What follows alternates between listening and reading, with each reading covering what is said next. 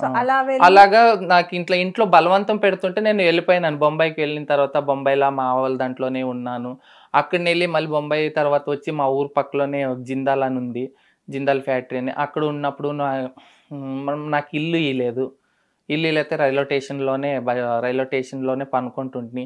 నా దగ్గర అక్కడంతా లారీ కలెక్షన్ చేసుకుంటుంటే డబ్బులు ఏం దండుగుండే పెట్టుకోనికి. నాకు బ్యాంకు లేదు, ఆధార్ కార్డు లేదు, అన్నీ ఇంట్లో ఉన్నాయి. నాకు ఏ ప్రూఫ్స్ లేవు.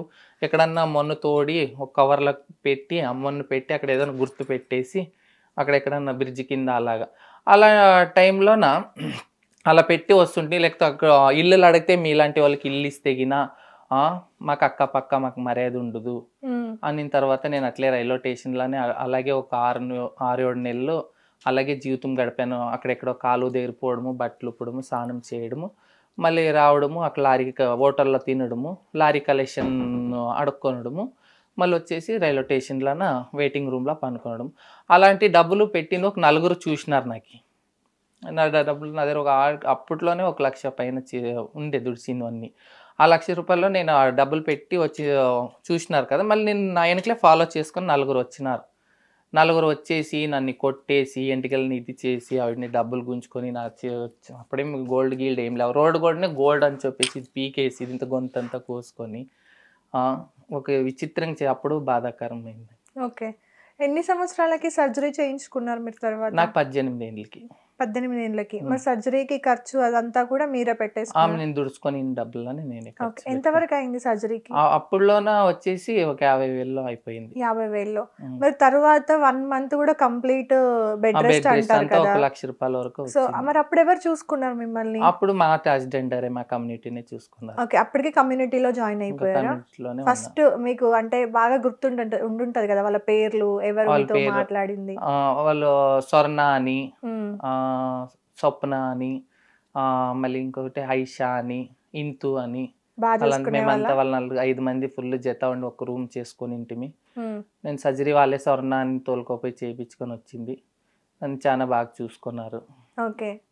తర్వాత ఎప్పుడు కలిసారు? సర్జరీ అయిన తర్వాత పేరెంట్స్ ని ఎప్పుడు కలిసారు ఫస్ట్ టైం? సర్జరీ అయిన తర్వాతనే 20 రోజులకి నేను వేరే దగ్గర ఉంటే మా ఫ్యామిలీలో నాకు ఏమైంటే నరము చాలా ఇడిసేసింది.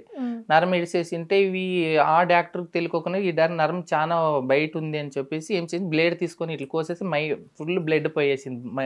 బ్లడ్ అంతా వెళ్ళిపోయింటే అక్కపక్క వాళ్ళు మా ఇంటికి మీ పిల్లోడు ఆపరేషన్ చేయించుకొని పనుకున్నాడు, మీరు ఎంత కఠినం ఉంటుంది, వాళ్ళు ఎందుకు చేస్తారు అలాగా, వాళ్ళు మనుషులే కదా, మీరు తోలుకోండి, వాళ్ళే మీకు ఒక ఆధారం అవుతారు, వాళ్ళకి ఒక దావు తెచ్చుకోండి అని మా అక్కపక్క వాళ్ళు తిట్టిన దానికే ఒక 20 డేస్కి మా అక్క వచ్చింది. మా అక్క వచ్చేసి ఇంటికి వచ్చాయి, నేను చూసుకుంటానులే బాగా, మళ్ళీ ఏం చేస్తావు, దేవుడు పట్టింది అయిపోయింది, ఇప్పుడు ఆపరేషన్ అయిపోయినావు, ఏం చేసింది, మా అక్క తోలుకపోయింది 20 రోజుల తర్వాత. తర్వాత అంతా హ్యాపీ. తర్వాత మా అక్క తోలుకపోయి బాగా చూసుకొని నన్ను ఇప్పుడు కానీ మా అక్కనే చూసుకుంటాం. మా అమ్మదంటే ఏజ్ అయింది, నాకు మా అక్కనే అమ్మ. ఓకే. మా అక్కనే అమ్మ. ఓకే. నార్మల్ గా అక్క మాట్లాడుకుంటే ఒకప్పుడు పురాతన కాలంలో రాజుల కాలంలో అర్ధనారీశ్వరులు అన్నా ట్రాన్స్జెండర్స్ అన్నా కూడా ఒక మంచి రెస్పెక్ట్ ఉండేది. రాజులకి కూడా సలహాదారులుగా ఉండేవాళ్ళు. అవునా? మీరు బయటకు వచ్చినా, మీరు ఎక్కడ కనిపించినా కూడా వంగి దండం పెట్టుకొని ఆశీర్వాదం తీసుకుంటూ ఒక చెప్పలేనంత రెస్పెక్ట్ ఉండేది, గౌరవం ఉండేది మీకు అప్పుడు. అవునా? అది రాను ఇప్పుడు ట్రాన్స్జెండర్ అంటేనే ఒక చిన్న చూపు. అసలు రెస్పెక్ట్ అనేది పక్కన పెడితే మాట్లాడడం అనేది చాలా దారుణంగా ఉంది. ఎందుకు మీరు ఇంత దిగజారిపోయింది మీకు రెస్పెక్ట్ అని అనుకుంటున్నారు? మీ ఆలోచనలో ఏమై ఉంటుంది అనుకుంటున్నారు? మాకు రెస్పెక్ట్ అంటే మేడం, ఎందుకంటే ఏ బుక్స్లోనో మా గురించి లేదు, స్కూల్ పిల్లలకి బుక్స్లోనో మా గురించి లేదు, ఏ దాంట్లోనో మా గురించి ఇది లేదు. మేము సమాజంలోన లేడీస్ ఎక్కువ ఉన్నారు, బాయ్స్ ఎక్కువ ఉన్నారు, మేము తక్కువ ఉన్నాం. అది మా హార్మోన్ చేంజ్ అయ్యి మేము గిట్లే ఒక పిల్ల జీవితం వేస్ట్ చేయకూడదు, మా జీవితాలు వేస్ట్ చేసుకుంటాం కనుక ఈ సమాజంలోన మమ్మల్ని కానీ వదలతా లేదు. మాకు ఎన్నో పేర్లు పెట్టి పిలిచడము, ఇల్లు ఇడము, బస్సులో కూర్చుంటే మా పక్కలో కూర్చొని వెళ్దు, మా అన్న తమ్ములే మా వాళ్ళే మా రిలేషన్, నువ్వు ముందు పో మేము వెనక్కి వస్తాము, ఎక్కడైనా షాపింగ్ కానీ సినిమాకి కానీ దర్గాకి కానీ నువ్వు ముందు పో మేము వెనక్కి వస్తాము, నీ వెనకలు వస్తే మాకు మర్యాద ఉంటుంది. మళ్ళీ ఫ్యామిలీలోనూ నువ్వు మా ఇంట్లో ఉంటే కన్నా నీకు మాకు పిల్లి నీరు, లేకపోతే తమ్ముని పెండ్లి కాదు, చెల్లెలకి మొగుడు రాడు అని అలాంటి ఫ్యామిలీలోనే తప్పు కల్పన ఉంది మా గురించి.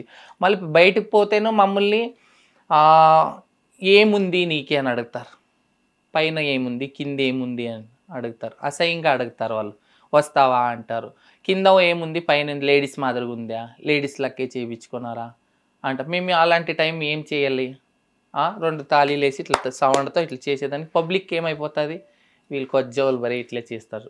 వాడు మాట్లాడింది అక్కడ తెలిసేదు, వాడు ఏం అడిగింటాడని. ట్రైన్లో కానీ మేము కలెక్షన్కి పోయినప్పుడు ఇప్పుడు మాకి లైంగిక వృత్తి చేయాలి లేకపోతే భిక్షాటన చేయాలి మా కమ్యూనిటీలో. అవి 2 తప్ప మాకు జాబులు ఏమీ లేదు. ఇప్పుడు సుప్రీంకోర్టు ఒక 1 రిజర్వేషన్ ఇచ్చిన దానికే ఈ సోషల్ మీడియాలో వచ్చిన గురించి ఇన్స్టాగ్రామ్ని వచ్చిందని మమ్మల్ని గుర్తిస్తున్నారు మా ఏకట్ల వాళ్ళని. అలాంటి వాళ్ళు కొంతమంది మాము ఒకరి దగ్గర ఇట్లా చేయి సాపాలని ఉండదు, మేము కానీ ఇట్లా ఇవ్వాలనే ఉంటుంది. మాకు ఏదైనా జాబ్లు ఇస్తేనే కదా, ఏదైనా పనులు ఇస్తే. ఏదన్నా తరకారీ తీసుకొని కూర్చుంటే మా దగ్గర కొనేకి ఎవరు రారు, ఏదైనా అంగడి పెట్టుకొని కూర్చున్నా మా దగ్గరికి రారు కొనేకి. ఇప్పుడు మేము బండవాళ్ళం వేసుకొని అంతెల్లా పెట్టుకొని కూర్చున్నా మా దగ్గర సేల్ అయితేనే కదా మనకి గిట్పాట్ అయ్యేది. ఎవరు కొనకే వాళ్ళ దగ్గర పోతే వాళ్ళు ఏదేదో వాళ్ళు తప్పు కల్పన ఉంది, వాళ్ళ తీర జనాల్లో తప్పు కల్పన ఉంది. వాళ్ళ దగ్గరికి వెళ్తే వీళ్ళు ఏమని మమ్మల్ని పిలుస్తారేమో అదేమో అంటే వాళ్ళు పిలిచేది వాళ్ళకి తెలిసేది, మాకు తెలిసేది అది. ఓకే, నార్మల్గా మీరు భిక్షాటన చేస్తూ ఉంటారు కదా, భిక్షాటన అనేది మీరు అడిగినప్పుడు ఒకరు ఇస్తే తీసుకోవాలి, లేదంటే ఇంకొకరి దగ్గరికి వెళ్ళి అడగాలి, అవునా? అలా కాకుండా నార్మల్ గా మీరు అన్నట్టుగానే రైల్వే స్టేషన్ లో కానీ బస్ స్టేషన్స్ లో కానీ కొంతమంది డిమాండ్ చేస్తూ ఉంటారు, ఇవ్వకపోతే రోడ్డు మీద బట్టలు ఇప్పుతామంటారు, కొడతామంటారు, అంటే ఎదుటి మనిషి పరువు తీసేంత వరకు కూడా వెళ్తూ ఉంటారు అనమాట కొంతమంది. మరి అలాంటి బిహేవియర్ ఎందుకు? మర్యాదగా మీరు భిక్షాటన అడిగితే వాళ్ళు ఇస్తే ఒక పద్ధతి తీసుకోవాలి, లేదు అంటే లేదు. కానీ మరీ ఎట్లా అంటే అసలు బట్టలు ఇప్పుకోవడం అని, కొట్టడం అని, లేదంటే తిట్టడం అని, ఇష్టం వచ్చినట్టు శాపనార్థాలు పెట్టడం కానీ ఇవన్నీ ఎందుకు? మేడం ఇది తప్పుగా తెలుసు. అదే నేను ఇప్పుడు ఏం చెప్తున్నానంటే మమ్మల్ని మేము వాళ్ళకి డబ్బులు అడిగిన తర్వాత వాళ్ళు నీకు ఎందుకు ఇవ్వాలి డబ్బులు, నీకు ఏముంది వస్తావా అన్న తర్వాతే మేము ఎత్తి చూపించేది మేడం. వాళ్ళు అనిందేది జనాలకి ఏమి కనబడేది, పబ్లిక్ ఆడ సీసీ కెమెరాలకు వాళ్ళు మాట్లాడింది ఏమి కనబడేది, మేము ఎత్తిందే వాళ్ళకి కనబడుతుంది. వాళ్ళు మాకు అనిన తర్వాతే మాదలోనూ మంచి మనసు ఉంటుంది, మాలోనూ ప్రీతి విశ్వాసం ఉంటుంది. మాకి అందరిని మాకంటే మేము సమాజానికి దూరం, తల్లి తండ్రికి దూరం, మాకి హస్బెండ్ ఉండు, భార్య ఉండు, మా వాళ్ళు మాకు ఇచ్చిన వాళ్ళే వాళ్ళే, మా అమ్మ నాన్న దేవుడితో సమానం చూస్తాం. మేము డైలీ దేవుడిని మొక్కుంటాం, ఎందుకు దేవుడా మాకు లేకపోతే ఫస్ట్ అంగడి వాళ్ళకి కానీ వాళ్ళకి బాగా దుడిమి అని అనుకునే మేము పోతాం. అలాంటి టైంలో అక్కడ మీరు మేడం మీరు అంటారు కదా ఇంతే ఇయ్యాలా కొట్టాలా అని లేదు, వాడు ఆడ మాట్లాడిన దానికన్నా ఆడ గొడవ ఉంటుంది.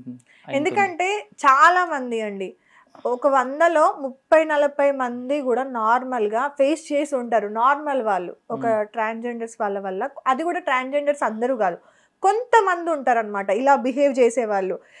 గృహ ప్రవేశాలప్పుడు వస్తూ ఉంటారు, ఎంత పడితే అంత డిమాండ్ చేస్తూ ఉంటారు. ఇప్పుడు ఒక ఇల్లు కట్టుకోవడానికి మీరైనా సరే ఇల్లు కట్టుకోవడానికి ఎంత ఖర్చు అవుతుంది, ఎంత అప్పు అవుతుంది వాళ్ళకి.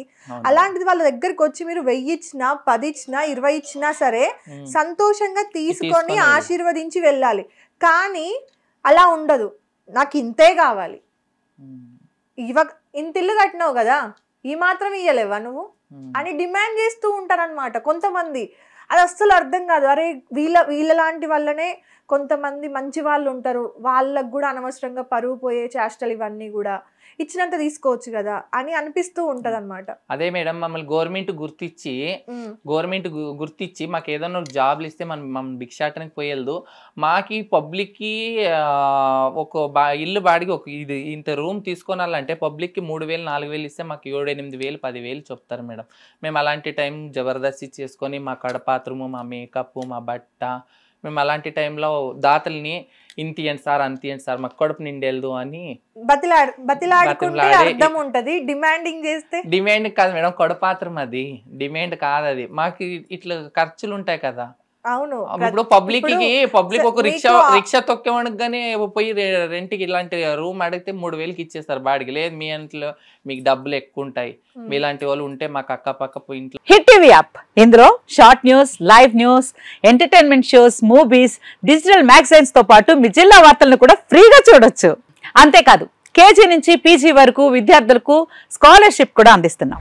ప్రతి వారం 10 మందికి లక్కీ డ్రా ద్వారా ఒక్కొక్కరికి 10,000 రూపాయలు అందిస్తున్నాం. ఇంకెందుకు ఆలస్యం, వెంటనే హిట్ టీవీ యాప్ ని డౌన్లోడ్ చేసుకుని ఫ్రీగా ఎంటర్టైన్మెంట్ పొందండి. Hit TV app. Hit TV app. Please download hit TV app. Hit TV app ని ఫ్రీగా డౌన్లోడ్ చేసుకుని ఎంజాయ్ చేయండి. మీకు నచ్చిన ఎంటర్టైన్మెంట్ కోసం హిట్ టీవీ యాప్ ని ఫ్రీగా డౌన్లోడ్ చేసుకుని ఎంజాయ్ చేయండి. హిట్ టీవీ యాప్ ని డౌన్లోడ్ చేసుకుని ఆస్వాదించండి, ఆశీర్వదించండి. ఇంతమంది సెలబ్రిటీలు హిట్ టీవీ యాప్ ని డౌన్లోడ్ చేసుకోండి అని చెప్తున్నారంటే ఎంత మంచి యాప్ ఆలోచించండి. అమెరికా అమెరికా అమెరికా అమెరికాలో చదవాలనుకునే వాళ్ళకి విశ్వసనీయమైన పేరు మన శౌర్య కన్సల్టెన్సీ. UK లో 1 year masters. UK లో 1 year masters. 2 years work permit up to 5 years visa. Contact Saurya Consultancy. Contact 89851 89851.